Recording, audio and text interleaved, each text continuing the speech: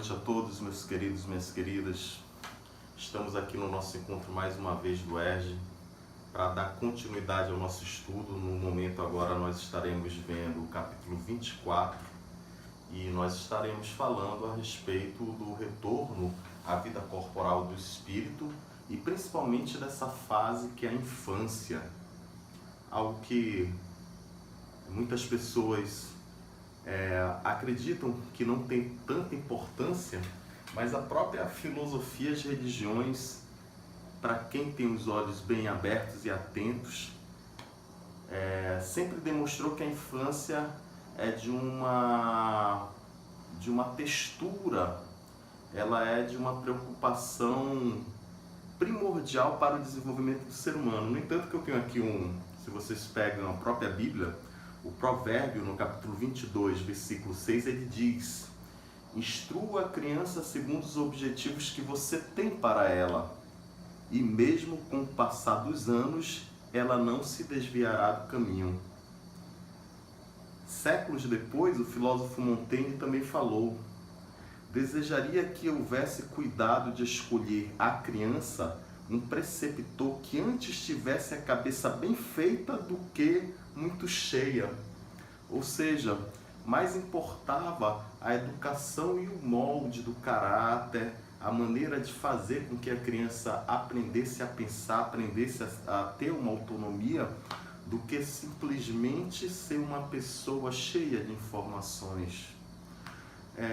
Logo, é milenar essa preocupação que se tem na formação de novos cidadãos. Como é que o Espiritismo encara a questão da infância? É esse ponto que a gente vai ver nesse nosso encontro de hoje, nessa nossa aula de hoje. Então, gente, algumas perguntas que nós temos que são perguntas fundamentais aqui para a gente iniciar nosso trabalho e que elas pairam sobre determinadas dúvidas. Por exemplo, vocês já se perguntaram por que vocês já nasceram nessa família que vocês nasceram? Porque vocês nasceram junto aos seus irmãos, aos seus pais, aos seus familiares. E às vezes se perguntam, por que eu não nasci milionário? Por que eu não nasci em outra família? Eu gosto tanto do meu amigo X, por que eu não nasci na família dele? Existe alguma razão da gente nascer propriamente na família que nós nascemos? Por que existem crianças que morrem? Parece uma injustiça divina. Um ser tão prematuro, um ser tão inocente, um ser tão frágil, por que a morte delas não dá uma certa apreensão, uma certa angústia quando a gente vê notícias de crianças que partiram de forma tão prematura? Por que isso acontece?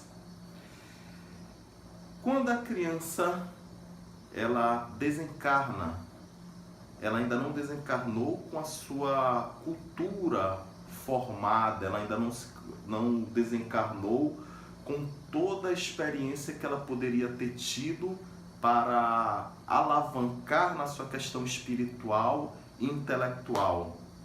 Ela continua se desenvolvendo no mundo espiritual. Como ficam as crianças após o desencarne? Para onde que elas vão? Como é que elas são tratadas? São esses temas que a gente vai estar estudando agora. Se nós estivéssemos presencialmente, de repente a gente poderia botar essas perguntas e oferecer alguns determinados brindes para quem acertasse. Mas estaria fácil, porque quem leu um pouco da apostila e do capítulo 24 que nós passamos, já teria essas respostas na ponta da língua. Mas se vocês não leram, ok, a gente vai conseguir fazer um pouco dessa transmissão de informação aí para vocês, esperando, se dando sempre aquele tempo no final da exposição, que a gente possa ter um momento de discussão. Bom, primeiro, vocês viram na aula passada como é que se dá o momento da passagem do mundo espiritual para a vida encarnada para a barriga da mãe e depois que se dá o nascimento, o que acontece? O primeiro ponto que nós temos aí, ele diz respeito à perda da consciência. O ser que nasce, ele nasce sem as memórias da vida passada. Um parênteses aí. É importante, quando a gente estiver explicando esses pontos, é que eles não se referem diretamente à totalidade das situações. Na maioria das vezes se há a perda da memória. Isso varia da evolução de cada espírito. E qual seria a importância de ter a perda da memória? Bom, gente, tem situações que elas são tão traumáticas ou tem preconceitos que eles são tão enraizados e tem determinados eventos que eles são tão doloridos que é preferível a pessoa esquecer para seguir em frente do que ficar com aquela memória e aquele rancor que o prejudicaria na frente. Então, a perda da memória, no caso da criança que está nascendo, ela não é algo que serve de obstáculo ao seu desenvolvimento. Pelo contrário, ela vem ser um ganho. Porque se nós tivéssemos todas as lembranças que são oriundas de traumas que não foram vencidos, provavelmente esses traumas eles serviriam também como uma pedra bem pesada no nosso sapato para a gente caminhar em frente. Então a perda da memória, ela tem a ver com um momento importante para se esquecer as mágoas, os problemas e nossos traumas. Mesmo porque talvez uma pessoa que você esteja convivendo no momento seja alguém que tenha um débito contigo em uma vida passada. E talvez não foi ele que fez algo errado. Talvez o débito seja seu. E seria até uma vergonha para si mesmo ter que conviver com alguém que a gente sabe que seja o devedor. Como pode ser o contrário também, tu não teres conseguido perdoar essa pessoa e se viesse com essa memória nesse momento, tu querer vingar. Isso se tornaria um ciclo vicioso do qual pouco teríamos chance de nos livrar desse problema relacionado às vidas passadas. Nesse sentido, a melhor coisa que se faz é memória apagada, construção nova. Outro benefício que se tem da memória ser apagada nesse momento é porque os instintos estão adormecidos e os pais, nesse sentido, eles têm uma possibilidade maior de formular o caráter do ser que está se desenvolvendo. Vejamos, a pessoa ela já apresenta, e a gente pode ver isso em algumas crianças, determinadas tendências. Algumas crianças são mais inseguras, com um pai e uma mãe amorosos que passam segurança, esse caráter, essa consciência pode ser moldada, porque a consciência ela é flexível, ela se reformula, a visão do mundo se transforma, e com pais que dão esse subsídio para crianças que estão apresentando más tendências, essas más tendências elas podem ser transformadas. Então é interessante também esquecer um pouco das nossas más tendências, porque quando você vem como se fosse com uma vida nova e com uma capacidade cognitiva de apreender o mundo de outra forma, tu terás muita mais chance de consertar aquelas tendências, aqueles instintos negativos que tu tens. Ou seja, uma pessoa que tem uma tendência raivosa pode se tornar uma pessoa mais calma. Uma pessoa que tem uma tendência ciumenta pode se tornar uma pessoa mais tolerante, uma pessoa que tem uma tendência um pouco mais acanhada, pode se tornar uma pessoa mais extrovertida, porque a criança, ela aceita esse molde de construção dado pela educação. Então esse é o segundo ponto que eu estou mencionando para vocês da importância da perda da memória. A primeira é a gente conseguir esquecer dos nossos traumas, desafetos, dívidas que nós temos na vida passada e podermos conviver com as pessoas construindo uma nova história. E o segundo é que a gente se põe em uma situação mais tranquila no sentido de desenvolvimento de uma nova personalidade, de um novo caráter. Bom, gente, tudo isso ele está relacionado à questão do sujeito que está aparecendo e do sujeito que vai se reconstruir. Esse sujeito ele vem com as suas tendências instintivas, esse sujeito ele vem com as suas ideias inatas, esse sujeito também ele vai ser formulado de acordo com a educação recebida. Cada ser é um mundo em si mesmo. No entanto, que crianças criadas com os mesmos pais, às vezes apresentam condutas diferentes uma das outras. Então, a infância, dentro da sua obra divina e dentro da criação perfeita que Deus faz, ela traz a característica de seres fofinhos, seres que dá vontade da gente apertar, seres que dá vontade da gente acalentar, seres que a gente quer cuidar. Isso é projeção divina também. Por quê? Porque a forma infantil faz com que não se impute excessiva severidade em relação aos seres que estão vindo para o planeta agora. Imagina se nós já nascêssemos mostrando todo o nosso caráter áspero, intratável, se a gente já nasce diante da soberba que muitas vezes a gente adquire demonstrando quando nós estamos na vida adulta, como seria o despertar do amor para os pais? É instintivo do ser humano, quando vê uma criança, um filhote, querer cuidar. A forma faz com que a pessoa desperte em si mesmo esse sentimento do amor ao próximo. Daí porque a gente já vem modelado dentro do sentido de conseguir fazer com que a gente desperte o amor e o carinho nos outros. E as crianças sabem disso. E às vezes a gente não tem cuidado também, elas também nos conseguem dominar por conta disso.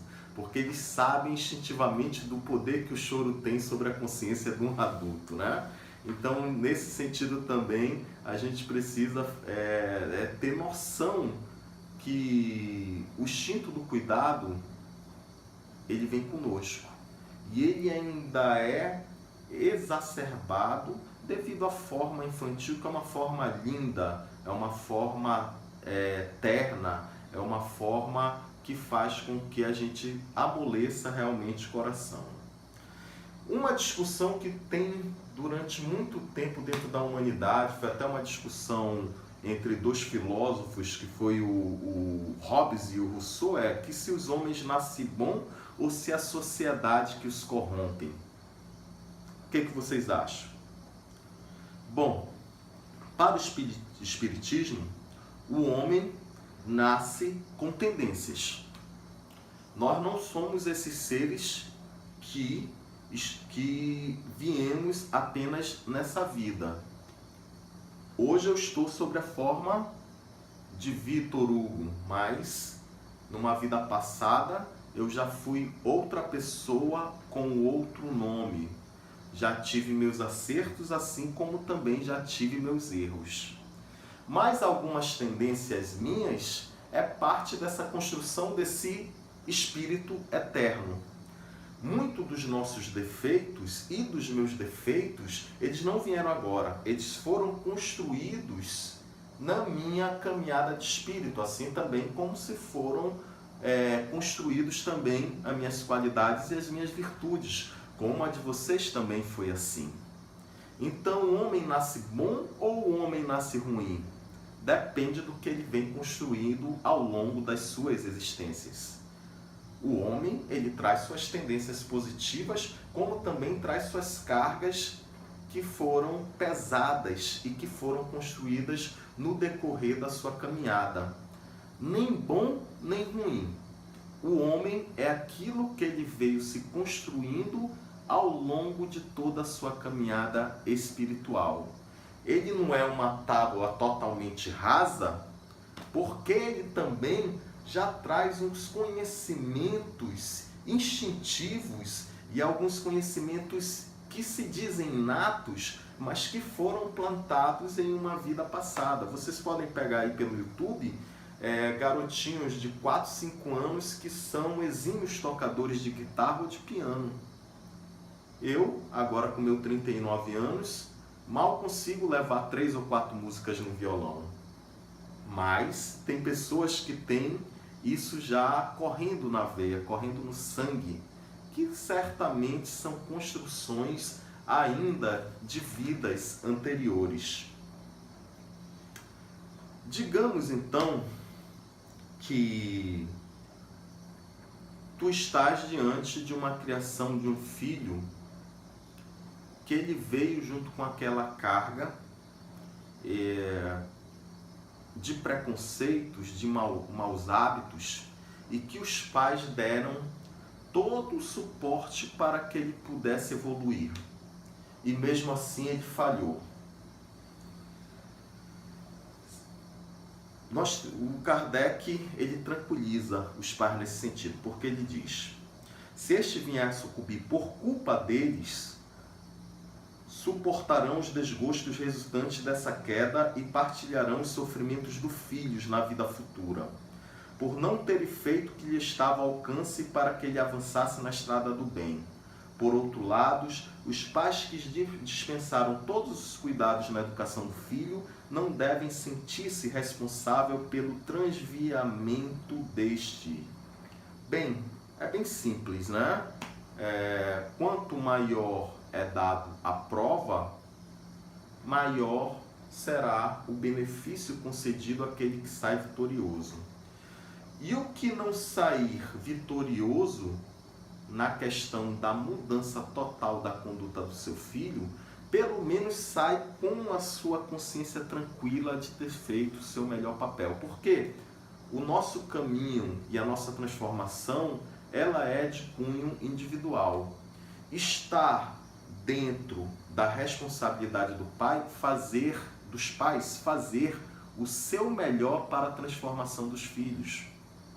Mas no fim, a responsabilidade de ser uma boa pessoa é do próprio filho. Mas o contrário também acontece, né, gente?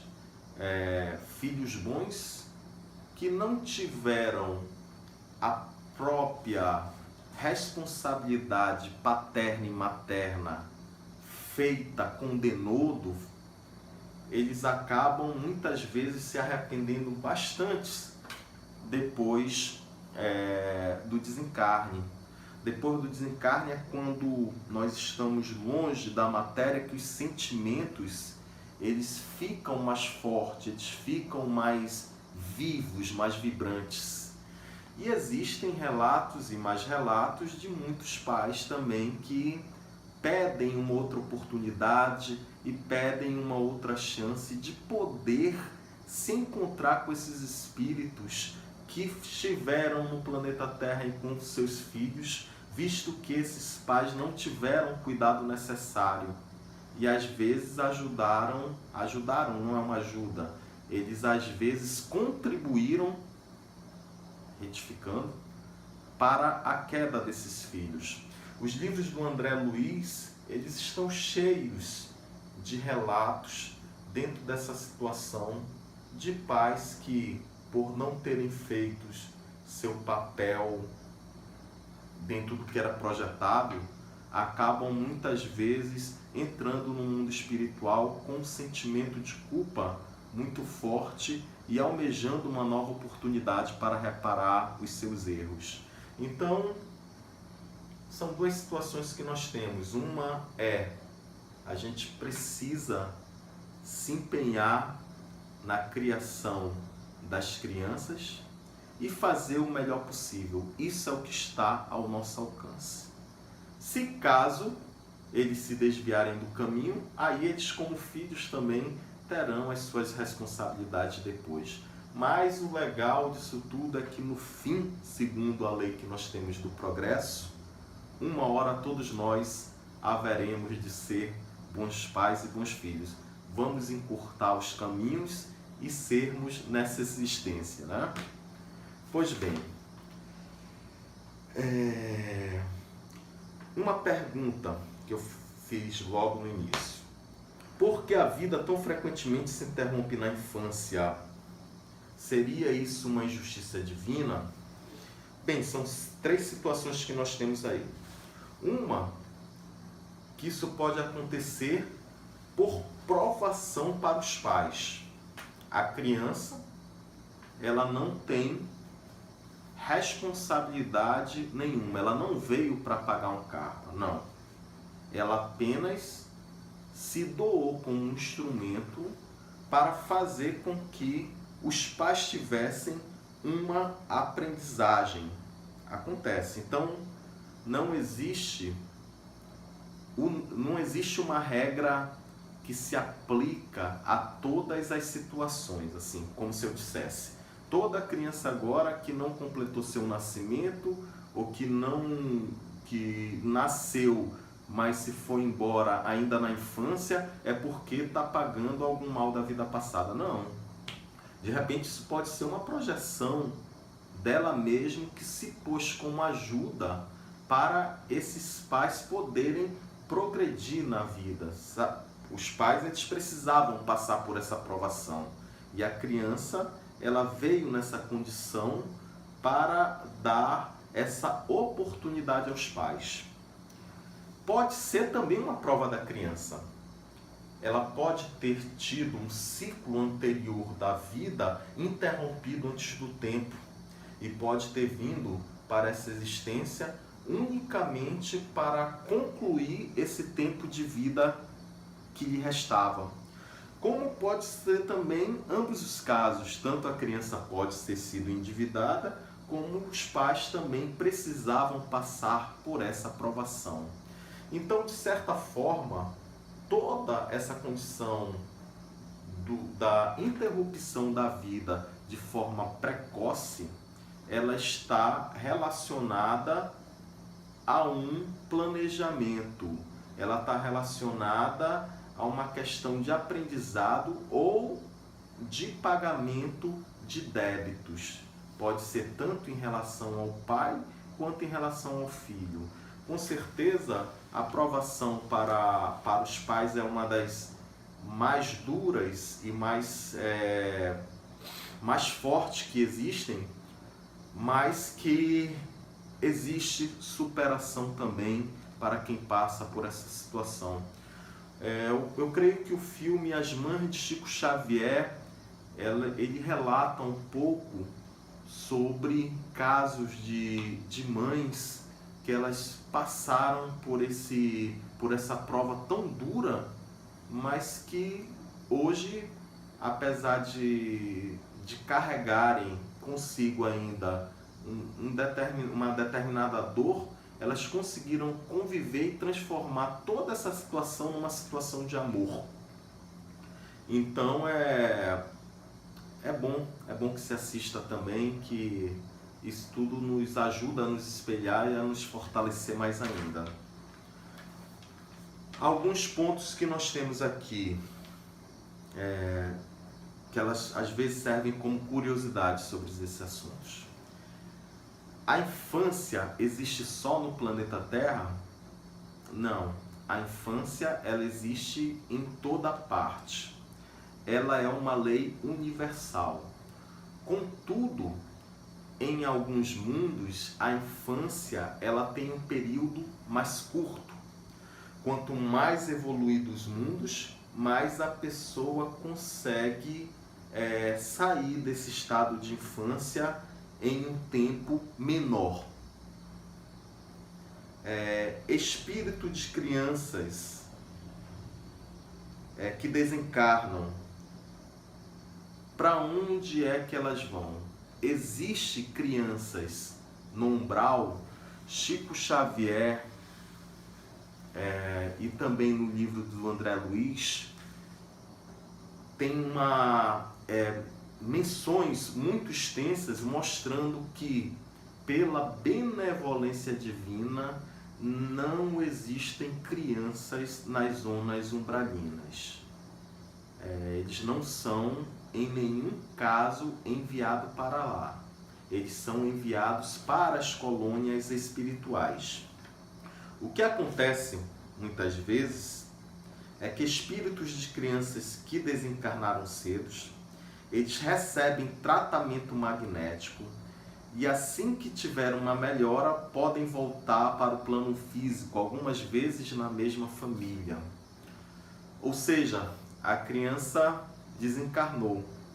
Vocês viram na aula passada que para haver o reencarne há uma diminuição do perispírito, que era para poder esse perispírito conseguir ser vinculado ao ventre da mãe e dentro dos processos orgânicos e gerando a nova vida. Ele já chega, depois do desencarne de uma criança, com o espírito ainda, com o perispírito reduzido. Esse perispírito reduzido, ele continua e junto com a criança ele vai receber um tratamento magnético. Muitas vezes, através desse tratamento magnético, ele já se revigora e podem voltar, inclusive, para a mesma família da qual eles se despediram no seu desencarne. O que pode ser algo bem consolador, né, gente? Bom, todas as crianças se encontram em instituições apropriadas. Tem um exemplo de colônias para criança que é o Lar da Benção. É uma colônia que ela trabalha unicamente com preparo, educação de crianças. Tem para mais de 2.000 crianças que elas são educadas da melhor forma possível, são alfabetizadas, ela tem todo o preparo para o seu desenvolvimento e para o seu novo encaixe no planeta Terra. Em alguns casos, em quase todos os casos, dentro mesmo das colônias espirituais, há relatos de visita das mamães que ficaram na Terra enquanto seus filhos desencarnaram. Elas, durante o processo de desdobramento, elas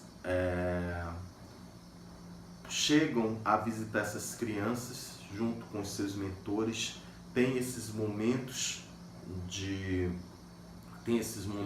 convívio. Algumas mães, às vezes, quando retornam dessas visitas e acordam, elas têm lembranças. Sonhei com meu filho, ele estava bem, eu abraçava e tudo mais. São vivências espirituais que realmente acontecem.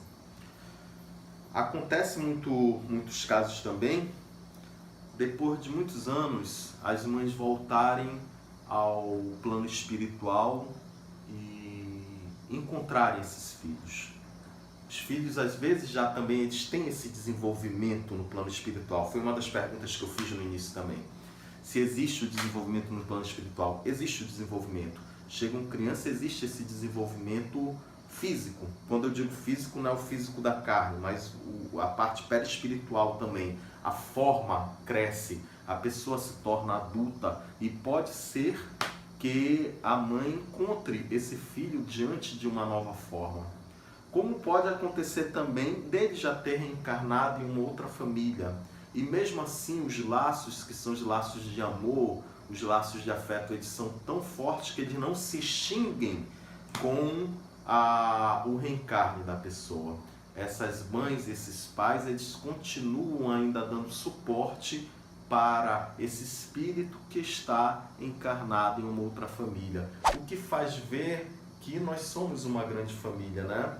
Nós estamos na nossa família agora, mas provavelmente e com certeza temos nossos entes queridos de outras encarnações que velam por nós, que nós ainda haveremos de encontrá-los, talvez nesse desencarne, encontrá-los em forma de espírito, ou encontrá-los eles ainda encarnados em uma outra situação, mas que o amor e o afeto, que essa força grandiosa do universo, ele não se dissipa com o desencarne do corpo.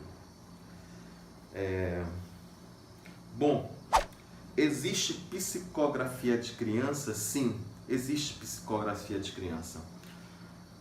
Crianças, às vezes, que não sabem ainda escrever, elas relatam dentro da psicografia que elas estão com uma pessoa querida, um avôzinho, um tio ou alguém, um sujeito amado, que está auxiliando o médium da psicografia a botar as suas palavras no papel. Então, crianças também, elas têm, pela benevolência divina, essa capacidade de mandar também cartas espirituais que já serviram de diversas vezes como forma de consolo para pais e mães que estavam tristes devido ao seu desencarne. Bem, gente, para finalizar, se vocês tiverem oportunidade, vocês pegam um livro chamado Pontos e Contos. Ele é psicografado pelo Chico Xavier e tem uma parte que fala a respeito do Simeão e o menino. Eu disse para vocês que nada funciona dentro de uma regra estrita, quadrada, específica. Tem crianças que são crianças altamente evoluídas, que nascem aqui e elas têm inclusive memória do que foi na sua vida anterior. Quando elas desencarnam, elas têm o seu desenvolvimento muito mais rápido do que o comum. Por quê? Porque tudo isso depende da evolução espiritual. E nessa parte do Simeão e o menino, contam uma situação muito interessante, que o velho Simeão vai visitar Jesus em um tempo em Jerusalém, quando de repente ele pega Jesus e leva um pouquinho distanciado de José e Maria, e ele começa a conversar com Jesus bebê. E o que ele falava era a respeito das suas angústias. Ele dizia como aquele ser tão lindo e tão sagrado iria mudar o mundo, um ser que nasceu numa manjedoura e pobre. Por que ele não escolheu nascer entre os Césares? Por que ele não escolheu nascer dentro de uma legião de lutadores, de guerreiros? Por que ele não resolveu nascer entre os ricos? Com tanta fragilidade, como é que ele conseguiria transformar o mundo? Qual seria o apoio que ele teria para fazer com que tudo se transformasse? Simeão estava preocupado com a criança e com o que ele encontraria pelo caminho. Jesus, bebê, ainda não falava, mas pegou as mãos e bateu várias vezes no peito do velho Simeão. Simeão não entendeu a mensagem, mas assim que ele veio a desencarnar, Simeão desencarnou, ele descobriu que Jesus, mesmo o bebê, não tinha deixado ele sem mensagem, que a transformação do ser humano não estava apenas nas condições externas do mundo, mas que ela estava dentro do próprio coração, dentro do próprio peito, dentro da alma. Então é com essa mensagem de renovação de Jesus criança, das passagens da Bíblia que mostram que nós devemos nos portar enquanto crianças, que eu quero que vocês fiquem e que a gente possa se transformar diante da vida, tendo ainda um pouco desse olhar da esperança, da ingenuidade e do afeto que tem as crianças também, tá? Gente, mais uma vez, é um grande prazer estar com vocês aqui.